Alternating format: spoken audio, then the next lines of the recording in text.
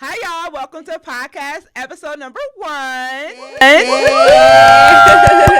We're super excited to be here filming our first. You can tell. All right, getting this energy. Okay, so before we kick off our discussion today, we do want to give, a broad overview of intimate partner violence and how it impacts Black women. Just so we can be on the same page for these discussions, right? Mm-hmm. So providing a definition of IPV, and that's what we're going to be using interchangeably. IPV is the acronym for intimate partner violence. Or DV. Or DV for domestic violence, right. So intimate partner violence is defined as a pattern of abusive behaviors within a relationship context. So it could be from like former spouse, previous or current romantic partner, relationship partner, things of that nature. And it usually consists of some type of physical, emotional, sexual abuse or, patterns of those behaviors, as well as stalking. That's a big one too. So all of those fall in the domain of intimate partner violence, right? Mm-hmm.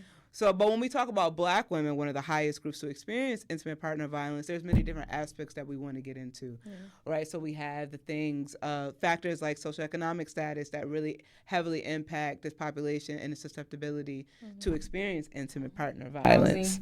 Housing is a big one, The I word, racism. Right. The racism, In the room. Right.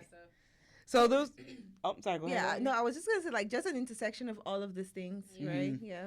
Yep, and how those create, barriers to not only getting assistance, but also perpetuates how, exacerbates how they experience it, right? Yeah. So we do have a few statistics, right? So, 40% of Black women are expected to experience some form of intimate partner violence within their lifetime, which is almost half, right? So huge, right? Yeah. Another statistic is that 31% of the population, Black women account for 31% of domestic violence fatalities, which is crazy, seeing as though... so crazy. Right, because we're only 14%? Yep. 14%. So...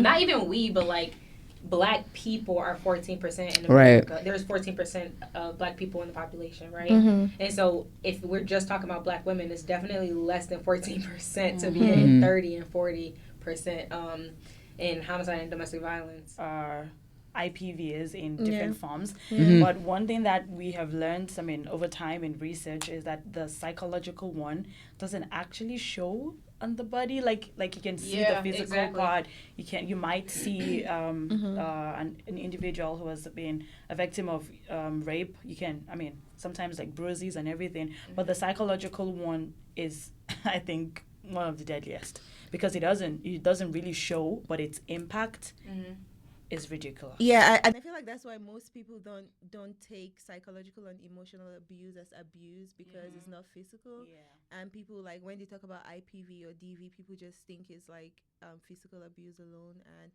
leaving the other aspect of IPV. Jenn, you want to say something? Yeah, working in a service provider field, from my experience when I worked with clients, a lot of clients would express even wanting, preferring.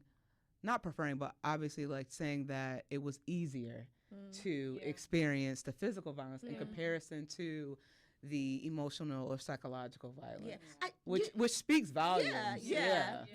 And also, Jenn, not to cut you, but then I always find it very cringy when people make that statement. I don't know if it's just me. What? When people say I prefer to be beaten than to be abused, to be physically, to be verbally abused, and I'm like.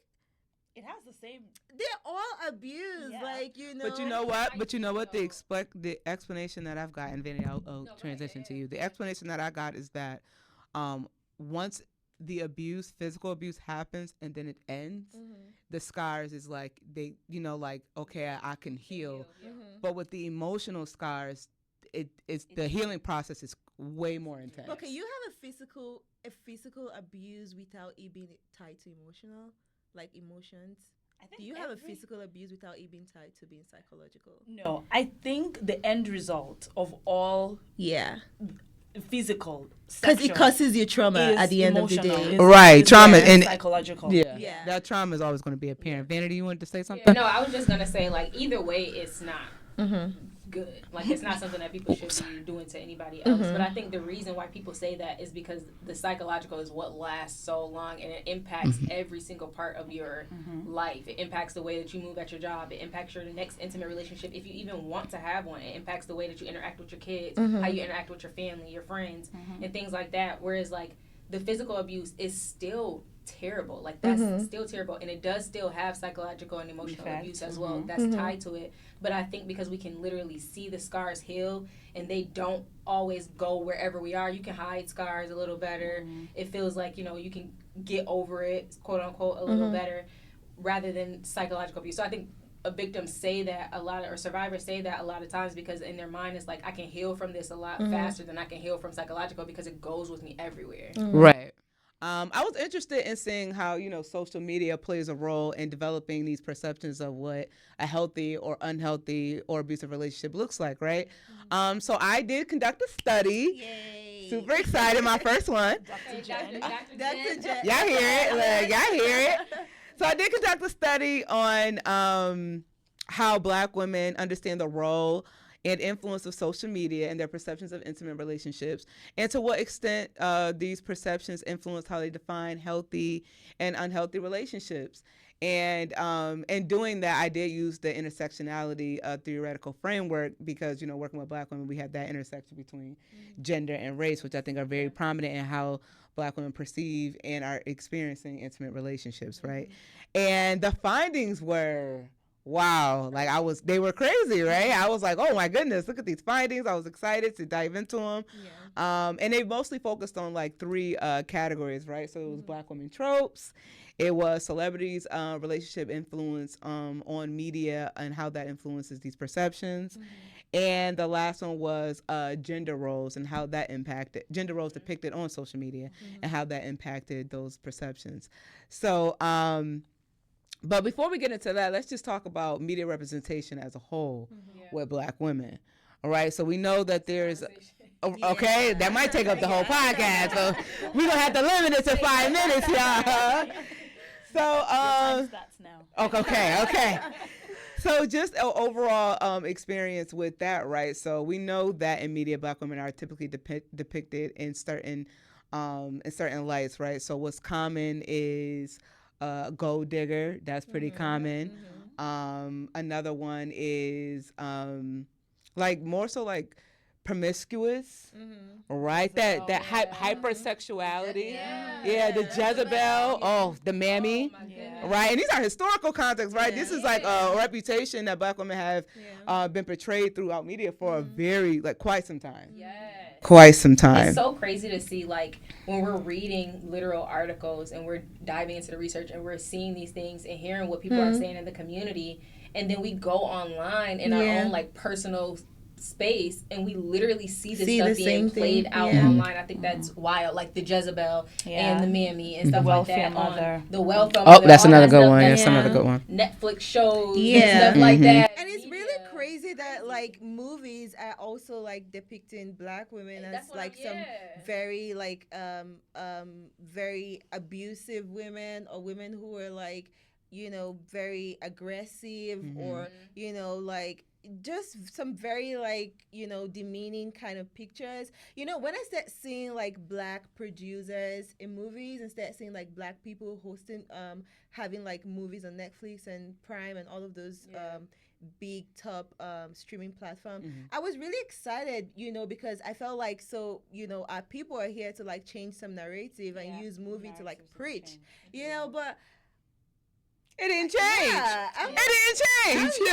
Cause I'm like, why? You know, I wouldn't mention names, but I stopped listening to like or watching like this particular producer's movie on Netflix, because I'm like, that's not Black women. Like that's not like 80% of the Black women I know. Like 80% of the Black women I know would not act that way. I'm like, so why is your character, who is the Black woman, who is the main character, you know, why is she acting that way? You know, I don't know. I think most of the people who actually change narratives are literally literary artists. I mean, like writers and authors and stuff. I think, especially Black female authors, I think they're the ones who actually put those things out there. And I don't know, I mean, correct me if I'm wrong, maybe all these producers are more like male dominated or male oriented. No, that's not a word. I mean, we might never know. Like, we might producers. never know per se, but like even like anybody who like would think that way and write storylines in that way, they don't know like the power of social media and the power of all of the streaming platform. Because you could watch something and it literally sticks in your mind, you know, and before you know it, you start seeing people that way. And even when people don't project that character, because you've seen a movie like that, or you've seen like, oh, the person did this first phase, this second phase, I feel like the third phase is going to be like what I watch in that show or what I watch in the movie. And then you start feeling like, oh, this person's aggressive, or this person is having that pattern with the other person in the movie and stuff. These tools are very powerful, and they influence 100%. People, you know. So I mean, I'm really curious to know like what your participant in the study had to say about like, you know, social media and movies influencing IPV perception. All right, well then that goes into our first topic then. Yeah. Like we could jump right into it. So yeah, so let's get into these Black women tropes, right? Because that was really prominent in what they had to say about it. So the first one was strong Black women, right? And I think we talked a little bit about that. So strong Black women was depicted as Black women being able to endure any and everything, regardless of the implications it has on that individual, which is outrageous, right? And I think that the historical context of that is being like Black women's survival in like throughout the ages, right? So like dealing with slavery or still dealing with racism and discrimination or dealing with just the history of violence in general, and being able to like have that resilience, which speaks to Black women, but also shouldn't be a requirement or mandatory for Black women. And I think that's where it gets confusing, like that double-edged sword, right? So they talked about that, and in talking about that, they mentioned like how they didn't have so many great representations of like Black women that weren't trying to fit this context of strong Black women, right? So they said because they're family members, like mother or like in the community, in the Black community, because it was so prominent. If everyone's trying to endure this this stereotype, then there's no one to say you don't have to do it. And we see how dangerous that can become. Yeah, it is. I also feel like if you like ask people like what their connotation or what their definition of a strong Black woman would be, like I feel like majority of people would have like this, you know, aside the resilient part, you would have like, oh, she has to endure, she has to like, you know, she has to, you know, be strong for like even when her spouse is not there for her, or like when everything is going down, she has to be the one to like come up, you know, just stuff like that. I feel like it would all be like targeted towards her being strong even in an unhealthy situation, right? And yeah, I feel like that's a huge problem in the community for how we see and perceive strong Black women. And I think like we mentioned maybe while we were having our chit chat, is that some women also do not understand the meaning of this strong. I mean, they tend to take it like Oge just said. They tend to take it like being strong means I have to be available for my family even if my partner is weak, or even if my partner is not doing what he's supposed to do, then I have to be at the forefront. I have to take all of these responsibilities on my shoulder. So it's like the society gives a definition, and sometimes we as women also like just run with it without separating what exactly the meaning is from our own realities. I think it can be dangerous, especially when people are like internalizing being a strong Black woman and stuff, and they idolize it and start to see it as something that is like, I'm strong because, like, connecting the I'm strong with taking on such a heavy load, where it can cause literally, so like I said before, it can cause so much stress on the body, but also in spaces of like, we talk about postpartum depression, we talk about you know, infant mortality and all of these things where women are literally experiencing different kinds of pains emotionally and physically, and literally we see on multiple occasions that Black women have died because of this idea of like, I don't want to say anything because I want to be strong enough to carry this, or intimate partner violence where they're like, I want to be strong enough to take care of my family, and I want to hold my, or I know we're gonna get to hold on, and I want to do all these things, but then not getting the short end of the stick consistently. So yeah, this idea of like the strong Black woman, especially in social media, is just really dangerous, I think. Yeah. So And I just want to touch. Sorry. No, really.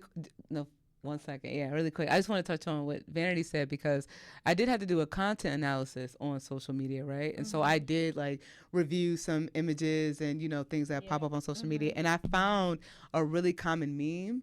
And in the meme, it was divided into 4 sections, right? And it was like a depiction of like a Black woman, and it seemed like she was essentially drowning, right? So the first frame had like her hand up, and she was like reaching for someone, right? And then you see in the second frame that there's a hand like, and you're thinking like, this person's gonna help her, and it has the caption like, help me.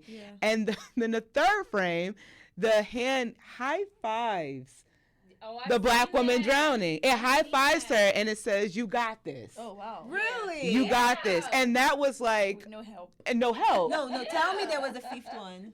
And the fourth frame, and then in the 4th frame, the woman's hand went down in the water.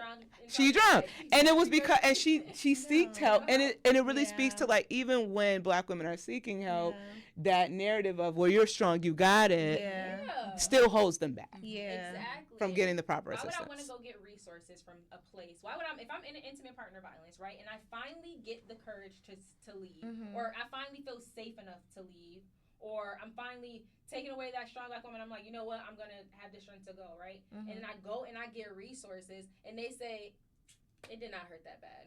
Or, are you really okay? Did you do something? Is you know what I mean? That's very common. Yes. Yeah. Why would I want to go get resources? Yeah. What did you do? What did you do? Right. So. So it's like that's in 2 different phases. Like someone who knows that she needs help, and she was just reaching out, and then the other phase is, you're reaching out, but we know that you have the strength. You have to carry on. Yeah. You have because, like you said, you're asking for help. Yeah. The multiple layers. Okay. So I mean, there's some Black women that when they finally get the help, or when they finally get the strength that they need to actually like leave this violence-filled relationships, there are no specific resources targeted at Black women to actually resolve it, right? Or to get them the desired help. I mean, the help can just be like a general kind of thing, but then we need to also incorporate this cultural responsiveness. Absolutely. To know that there are resources that Black women especially need to get out of this relationships, but unfortunately we don't see them. Right. And do you know, like, I've had some parents, like people who know they have like very nasty grown kids, nasty behaved grown kids, or I've heard them say something like, oh yeah, I think a strong woman would like be good for him, a strong woman would be good for he just needs a strong woman, or he just needs somebody who is strong to like keep him together. I'm like, no, I've heard that too, actually. Right? I'm glad you mentioned that, because I feel like the strong women, and in this context, strong Black women are not a Band-Aid to your life. Yeah. It is not. We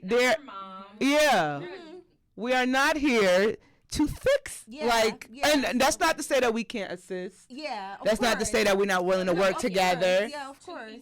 But it shouldn't be our burden to it shouldn't be our burden. Yeah, and I feel like this is like deep. It has been like deep rooted into like our community and like our perception of Black women, to like know that, okay, you have to be like strong for the family, and you have to be like strong for like you hear people like there's no space to break down. You hear that I can't break down now, like my family needs me, but you're obviously breaking down due to some situations, and it's like, no, I can't.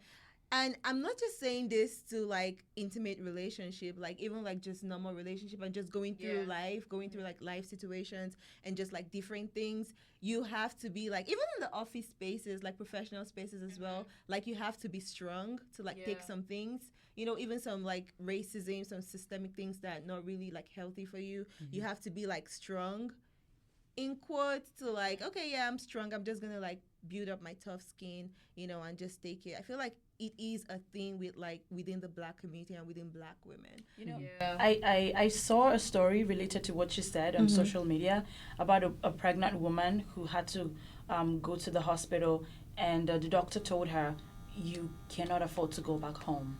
Like, let us admit you in the hospital. Let us look after you so that you can have your kid. And then she said no, that her kids are home and nobody is staying with them. And then the doctor was like, what about your partner? Like, you're not supposed to be doing this alone. And then she was like, she didn't even talk about it. But she just said, my children need me. And then at the end of the day, the woman actually died. And the children that you do not want to abandon, the children that you didn't want to leave them for just one night, and then you get to miss out on their entire life. So what's the point? And this is not to say, like, I mean, that's a very sad story, but this is not to say that there are like also women who are like single mothers who are like doing life themselves, you know, who can like help their situation and all of those things. But like, this is just like an avenue to say that, I mean, women should also take care of themselves, you know, like regardless of whatever the situation is, be it like intimate relationship, be it like personal relationship, work, whatever kind of relationship, like the connotation of being strong should not, you know, also relate to like at the detriment of your own self, at the detriment of your health, at the detriment of like your health, be it like your mental well-being, physical well-being, you know, spiritual well-being, and every other aspect. Yeah, we're not trying to combat like people's situations. We're more so trying to combat this stereotype. Yeah.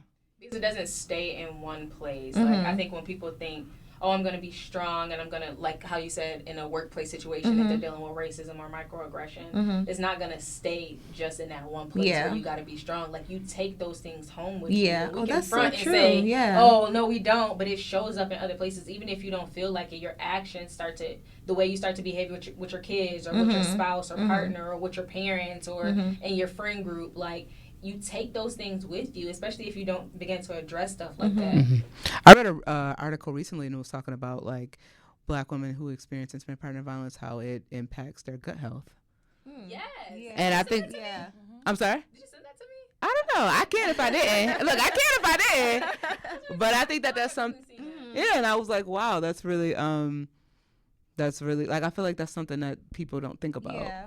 Right? And it's one of those physiological effects that, you know, goes under the radar. So I can also remember, I can faintly remember, like, but I was reading an article like some few days ago, and I did see like intimate partner violence being like a trigger to, or like helping to also increase some certain diseases, you know, and I'm like, okay, this is beyond just being physical, being psychological. It causes a whole lot of other things that people might not like, you know, or like also help to like trigger some certain things that are like just laying low in the body and all that stuff. So it's really huge. It's stress. It breaks down your immune system. Yes. And it makes you susceptible to every kind of thing that is bad out there. I just read that too, about the connection between stress, Black women not expressing themselves, which can correlate to, you know, the strong Black woman notion, and how it is creating like autoimmune diseases, how it's becoming prominent in that group because of that. And I was just like, oh my God. And it was saying like, you know, Black women feeling like they have to be quiet and like all throughout like their life in different stages is literally creating autoimmune diseases. But we can go on that topic for another time. We'll make that a topic discussion, I promise. I'm honestly so happy that like that bridge is here to like bring out all of this, you know, all of this research, and not just like talk about research, but also like bring it back to our community and see how that can how that plays out in our everyday life. Yes. And just bring our minds to them so we can you could just watch this video and decide to think about it. Just think about it. Yeah, absolutely. So we're going to transition to our second topic, right? Yeah. We're going to talk about, we talked about strong Black women, and then we can go hand in hand with this angry Black woman. All right. So the angry Black woman is usually that stereotype that Black women are extremely aggressive, or that sassiness or whatever, unable to engage in conflict resolution, things of that nature. So what do you all feel about the the angry Black woman trope? Like, have you seen it? I have a lot to say. I know, but I'm just like, okay, just like think and try to construct the words, say them appropriately. I'm gonna say, so you're getting angry. Appropriately. Yeah. So just give me some second. I'll go next. Okay, all right. I've definitely seen it. I feel like I've definitely felt it. So I've definitely I've read about it and like research and stuff like that. But just speaking off of my own experiences, I've definitely felt, even in my own personal experiences, like I don't want people to see me as angry, so I have to literally think through how I'm gonna say this. How can I change my body language so that people can receive what I'm saying? How can I make sure I use the right language? And that is good. So I'm not saying to not do that in certain situations, but sometimes people just need to hear what you're saying. Like, it's okay to be passionate about something. It's okay to say, like, I don't like what you're doing. I don't find it funny. I don't think this is okay. What you said was a microaggression, and I stand on it. And I'm sorry if you feel like that was aggressive, but it wasn't. I was just being quite assertive. And I think that it is taxing on Black women who feel like, dang, I can't say anything. I can't speak a certain way. I have to dress a certain way. I have to stand a certain way. My body language have to be a certain way. Otherwise, I'm going to be labeled as aggressive. Otherwise, I'm going to be labeled as angry. And I think it just diminishes a Black woman's personality even. Yeah. I have a younger sister, who is very, very, very assertive. Shout out to you. Okay. Yes. I mean, big up, sis. Because when I first got to the United States, we're apart for like a couple of years. And so when I got to the United States, she transitioned from the kind of person that I knew her to be this person that if you step on her toes, she's ready to tell you that, ma'am, I don't like this. And seeing her like that over the years, for the times we've been together, I felt like maybe she was just being rude, or maybe she was just doing too much. Yeah. But when I began to really understand the ideology between like this angry Black woman trope and being assertive or being passionate about, and then I decided, in my mind, I'm like, okay, yeah, I'm giving you the grace because this is actually how you're supposed to be. But then she grew into another person where if you tell her she's aggressive, she just leaves you to deal with it. And I told her one time, I said, this is not the kind of person that I knew you to be. I knew you to be someone who will call people out if they're not acting right. But you now having to succumb to this particular kind of person who doesn't care whether people call you aggressive when you are passionate or when you are being assertive is not right, because then you give people the chance to step on you the more. You give them the chance to box you in a corner, and you give them the chance to, you allow the stereotype to fester on you for a long time. So I think what I'm just trying to say is that there's a difference between being assertive and being angry. I am expressing myself in a way that I expect you to understand. It's just funny because when other people do it, it's not a problem. Right. When other people stand up for their right, it's called human rights. But when Black women talk about how they're being treated and they don't like it, then it becomes something else. Yeah. It becomes like you're loud. It becomes you're rude. It becomes you cannot be submissive. That word. We also need That's to deal another. with it. That's another section. Yeah, I was Right. gonna say that. I was gonna say that. Yeah. I'm like, okay, that's like another whole long 17 episodes. Right, of- right. But I do like what you were saying, Joyce, Yeah. because I did have the participants did say that. They did say they mentioned it was like, why is it no other tropes for other races? Like they was like, we don't see white tropes. It was like we don't see Hispanic tropes. We see black women tropes, and it was like, why? Why is that? They do have Karen. They do have They do. Karen. They have Karen. I didn't think about I that. feel like it was a forced situation because everybody saw it, so I was like, okay, Karen. I think again we talked about the black women tropes being like a form of like black women's resilience throughout history and how that's kind of been like Yeah. and then Karen trope is it's not that thank you, Manny. It's not that, so I don't know if I would call Bluntly. I want Right. to say, is it the Karen trope? yeah, I was gonna say I don't know if Karen People that always find a fault with whatever is good. I mean, I see it on people's comments. I don't really know. I mean, when I see people happy and excited, and there's somebody who comes in and says, "Oh, you're not supposed to express your happiness in public," and then someone say, "Oh, is that you, Karen?" So I mean, is that right? Yeah. And I don't really see the Karen trope on media per se, and until like a situation has arisen where So that where was it's why been I said engaged. because everybody saw that situation, so it was now like, okay, because it happens every day if you want to go down that road. Right. You know, it happens every day. Yeah. Because So typically the Karen is in. I just say it because I know it's gonna come up, right? It is going to come up. I'm glad you brought it up. yeah. Because I know it's gonna come up. But typically a Karen is somebody who's literally disrupting somebody's work. Yeah. Right. Like on purpose. Yeah. Or they are not getting their way and they feel entitled. Or so it's a white woman who is usually feeling entitled and is disrupting somebody else's workplace because they feel like they deserve something. Whereas like the black women tropes are literally I'm just being who I am. Yeah. I'm not coming to disrupt you. I'm not trying to Yeah. mess up your space. I'm not Yeah. coming to piss you off. But you feel this way because I exist. Yeah. Well said. Well Yeah. said. Oh, Yeah. that was beautiful. Yeah, that was beautiful. Yeah. because I Baby, you better go off on that. You better go off on that.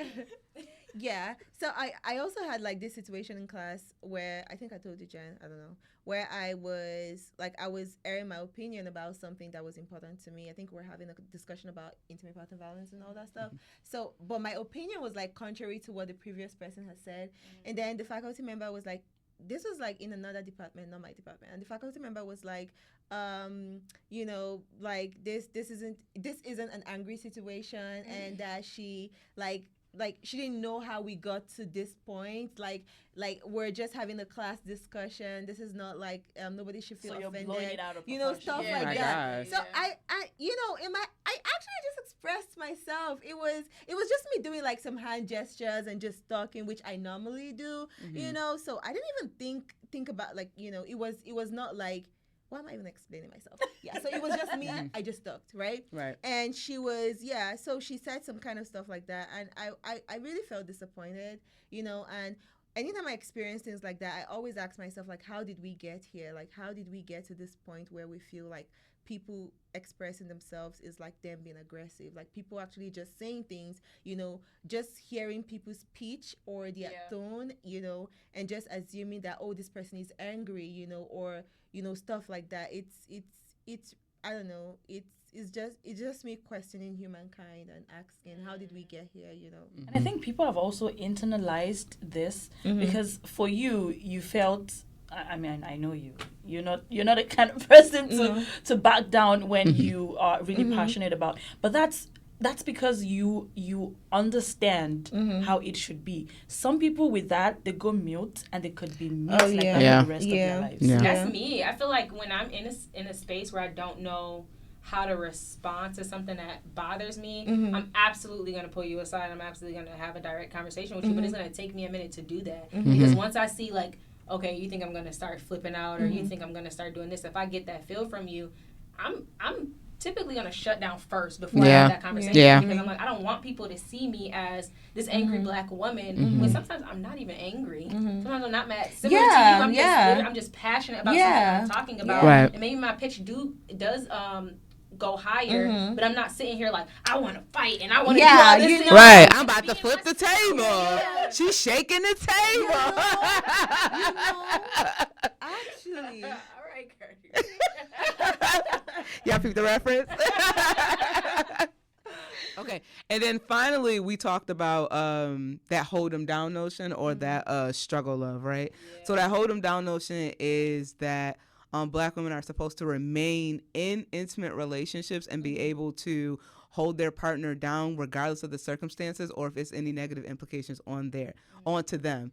And then that kind of coincides with that struggle love, right? So like how depictions of Black love, so to speak, often always comes with some type of struggle, and that we should be able to endure it because that's part of the process of being in a Black relationship, which is absolutely false. Yeah. But that's what came up the most in connection to social media, right? So, and we see that a lot. We see that a lot in celebrity relationships about, that's glorified on social media. We ain't gonna get into it too much because, that's a topic for next time. Yeah. Right, but we see how that is portrayed on social media, or like we see how like the cheating factor, that's a really like a big example of like how people stay in relationships and they constantly are experiencing like infidelity, but they're like, I gotta stay in this relationship because of X, Y, and Z. I have to, right? Yeah. And I think with Black women in particular, it's this when it comes to hold them down, it's this commitment to unity to Black men that's not discussed as often, because we have that racial unity that's been like, because of the infliction of racism and discrimination. Right. So feeling like we have to commit to Black men, regardless if it's these relationships, heterosexual relationships, is what I'm talking about, because that's what the research talks about. Regardless if these relationships are healthy, right? So have y'all seen, what y'all think about that? People have misused the word endurance. Like, anytime I hear people have misused the word endurance, anytime I hear endurance, even if it's in the right way it should be used, I cringe, because like you're talking about women having to stay, Black women having to stay in relationships just because they want to promote racial unity is absurd. It's like you are expecting them to endure the ridiculous things that are happening. It's like you're expecting the Black woman to stay in a relationship where a husband is a serial cheater and she knows, they both know, and then it's not mutually agreed. And it's not mutually agreed. And then you're telling her that, I mean, it's just cheating. All men cheat. That's like the part where I disagree with, like 100%. I hate that sentence, all men cheat. I have seen too, like, I think what baffled me is I was talking to somebody a while ago and they were telling me how Black women, first of all, let me just start off by saying that it is okay to want Black men. That is not what I'm saying. Like, there are good Black men out there. And 100%. And at the same time, like, I remember talking to somebody who was telling me that Black women were dying by the hands of Black men in intimate partner violence, but then to read it in the research and literally see, like, no, Black women are literally dying by the hands of Black men. And I've also seen, like, even in dating situations, I was reading an article about Black college women, and they were talking about dating, and they talked about how Black women would stay in these relationships because they were also hearing from their parents or their grandparents, like, no, but he is a Black man, but he go to church, he's a Black man, he can provide financially, like, stay with him because all of those things matter more than how he's treating you, right? And so all of these ideas, and then also another thing just to add on is not calling authorities, like not calling the police, because of the fear that if I call the police on him, even though he just beat me to a pulp, if I call the police on him, something is going to happen worse to him. He can get shot, he can die, like having to see all of these things. So they're more likely to stay in a relationship because of all these different factors trying to hold their man down. You know, when you talked about the fact that he provides, he's a Black man, he goes to church, what else do you need? What more do you need? Yeah. What is love when he provides for you, he feeds you? That's actually very scary and ridiculous, because those are not enough reasons to stay in a relationship that is filled with violence just because you're promoting racial unity. Yeah, and I think those are the factors that go into struggle love, right? Like, well, everything's not going to be perfect. No perfect relationship exists. Okay. But that doesn't also mean, right, that you need to endure these things just because these factors, there are some positive factors at play. Like, relationships come with, pros and cons, but these cons are like, Crazy. Yeah, like if they are any association with violence is an absolute no. Yes. It's an absolute no. Emotionally abuse somebody and be like, it happens, Right. It happens. Pros and cons, it's okay. Like every relationship goes through these struggles, not those kind of struggles. Right. Right. And I think it's important to note that, I do believe in black love. I think that black love is real. But we are attacking these stereotypes and these myths, and we gonna make sure that you got the education and knowledge so that they do not blind you.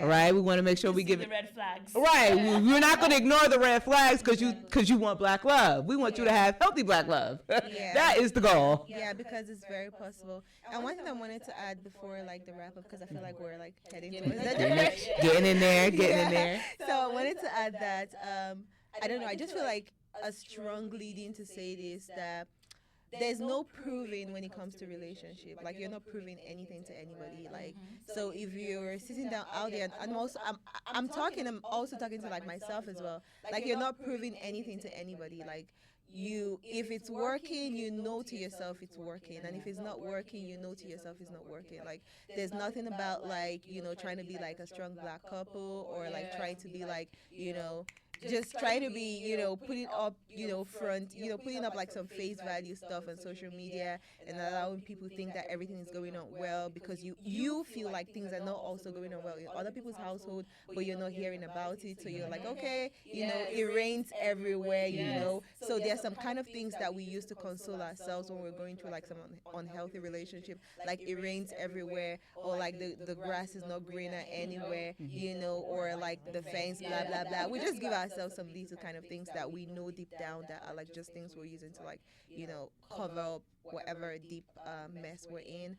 So you tell yourself the truth. You tell yourself, you're the only person that can tell yourself the truth about so you just be honest with yourself. If it's not working, if it's unhealthy for you, if it's not, if you being strong means you being you enduring some BS, absolute capital letter BS, you constantly, continuously enduring things instead of enjoying things, then there's a problem, and you need to just sit with yourself. And I think I have to say this, I'm sorry. And what I want to say... Don't apologize. I was going to say that. We ain't doing... Not here, Joyce. You speak your truth. Okay. Hello. Make sure that's on. And what I want to say is the fact that if you think this does not apply to you just because you don't live in the United States and you're black, that's an error.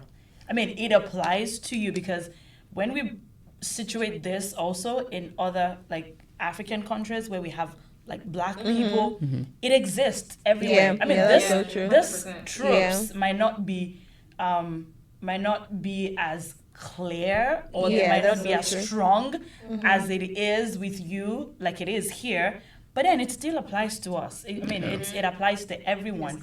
And we all are benefiting from this. So if you think, I'm not in the United States, then it's not my business. It is your business. I love that, Joyce. Yeah, to add to that, I wanted to say I didn't know how black I was until I came to America. Honestly. Because you hear that all the time. If you ask me, what's your first cultural shock in America, I'll tell you being black. Oh my God. Honestly, I came here and I was like, oh my God, I'm that black. Color is a thing. That reminds me of Chimamanda as well. Honestly, I was like, oh my God, color is a thing, So I feel like being black everywhere is being black, and so whatever discussion we're having about black people is black people everywhere. Black people in America, black people everywhere. So black women are experiencing intimate partner violence throughout the world. Not just America. Intimate partners is experienced throughout the world. So in every single socioeconomic status too. It's not just happening. We see it all over social media. Right. Right before we end off, I am wondering, what kind of advice do you guys have for black women who these tropes are affecting? Have y'all ever seen that clip with Jennifer Lewis? You know who she is? She's an actress. She's an older actress and she's a black woman. She's always like, trust your instincts. Do you see that? That is literally my favorite clip. Like every time, that's the first thing I thought about. Trust your instincts. Yes. Yeah. You know what I mean? Like and know that as a black woman, although you have these stereotypes are prominent in our society, you do not have to adhere to them. Nope. You don't have to align yourself with them. And the best thing you can do in order to help us form our new narrative or a narrative that is actually reflective of us in different aspects too, because black people are not monolithic. I was literally just... Were you going to say that? I was literally... Are you going to say that? Like, yes, we're always on the same wavelength. We're not the same. Yeah. Black people are not monolithic. So these tropes in general are just ridiculous. But so just live in your truth and yourself. Yes. And I think that's the best way to combat the narratives. You know what I mean? And also try to contribute to the content if that's something that you're in. If it's in writing, if it's in any form of media, contribute to a new narrative. A real narrative. And stop aligning with these horrendous tropes that are set against us. Yeah. I'm also about changing narratives. Like I said earlier, I hate when people say all men shit or all black men shit. My husband is not shit. Okay. Okay. I mean, we have already internalized all those things, and so when we see someone who is cheating, we're like, oh, that's what men do. Yeah. We need to change the narratives ourselves. If you're acting, if you feel society wants you to be strong, man, that's on you. But me, I need a shoulder to lean on. I need someone's shoulder to cry on. Me too. Because I cry a lot. So I don't want to be... Shoulder for your choice. Oh, that shoulder. I don't want to be strong every time. I don't want to put up a front that as much as I am educated, then that's the only thing that can happen to me. Like I have to guard walls around myself. No. We're humans. You need to rely on someone, lean on them. That's a song. Lean on me. Yeah. Okay, lean on when me. you're not strong. And then with the angry black women trope thing, don't care about anyone. I mean, express yourself respectfully, express yourself in the right way. But then if somebody then finds a problem with that, then it's on them. It's not you. No one should project their insecurities on you. Be assertive when you want to be, but be respectful about it. I would say definitely be comfortable and confident in your own skin and your own personality and everything that you love about yourself. There's always going to be things that we want to change and things like that, but I would say the things that you love about yourself that you want to keep to yourself, to stand on that and be confident in that. Because like I said before, in any place, I truly believe that in most places, you're already like a target. You're already going to be in a space where somebody already has an idea of you. And I think this is just humans in general. Like somebody is already thinking something about you. Somebody is already have an idea of what you're going to be like or what you're going to say and how you're going to say it. But let that be theirs. You don't have to take that on, and you don't have to conform to what they think you should say, how they think you should behave, and how they think you should speak. So I would just say stand on who you are, what you believe in, and be comfortable and confident in your own skin. Yeah. So I don't know. So yeah, I've actually been thinking of like what my last words would be like on this topic, and I feel like it should be something very personal to you. Because I feel like a lot of people are going to watch this podcast, and we don't know like how viral it will go. We don't know like the people who would be experiencing the situation we're discussing about now. So like if anybody's gonna watch this and they're like in that shoe right now, or like know someone who is like experiencing some of the things we just discussed, because I mean these are like findings from real study that Jenn conducted, right, and some of the other like empirical research that we've read about and studied about, people have studied about, from real people, real black people. So what I would say is like if you're experiencing any of this stuff, like just know that majority of the time is actually up to you to decide when enough is enough, to decide when the narrative you want to carve out for yourself and what you want to do with yourself. And because regardless of whatever we say, if you don't see it, then it's not there, but what we're trying to do is to like help our community, help us see, what we've seen. I started this online campaign before where I said awakens to awaken, because I feel like some of us now who have like probably gone to school, gotten like some experiences, gotten some practice and research experiences, we may want to say that we're like awake right now and we can see some certain things that are not going right in relationship within our communities, and that's why Bridge is here to like talk about stuff like that, right? So I would just leave you with what I left, what I told my mom and what I keep telling her. And she's someone who has been in like IPV situation for like 40 years now. And what I would say is like, honestly, it's up to you. It's not up to the kids. It's not up to anybody. You're not protecting nobody. Protect yourself. And if protecting yourself means run, then get on your heels. Yeah. And just a note to the institutions, do better. Yeah. So that when that time comes, you're prepared and you can handle effectively. Yeah. Be culturally responsive. Yeah. And you also have a responsibility to create those spaces so that we as black women feel more comfortable in these environments to be ourselves. Oh yeah, that's so good. All right. Yeah. Do better. Yeah. Yeah. Say that again. Do better. Better. Okay. Yeah. Bridge says, do it better. Yeah. Do it. Well, that's the wrap up for episode 1. Yes. Looking forward to having more. Thank you for tuning.